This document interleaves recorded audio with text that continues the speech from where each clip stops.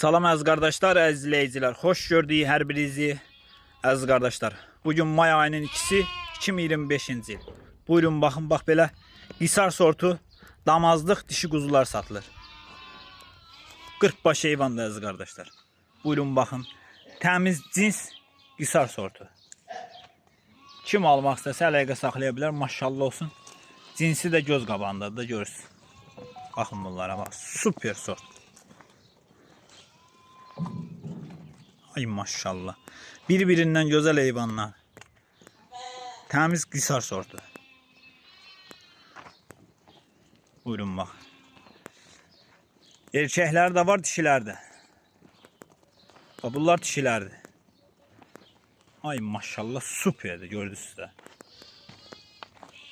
Buyurun bakın.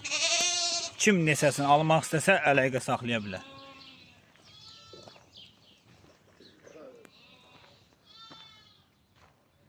Ünvan Beyləqan rayonu.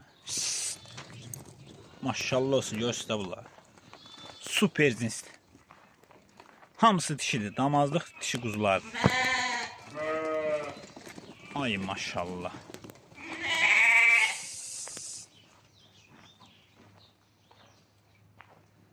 Təmiz cins qisar.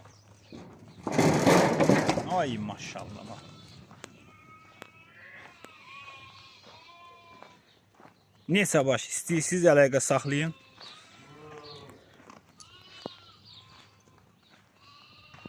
Buyurun bak.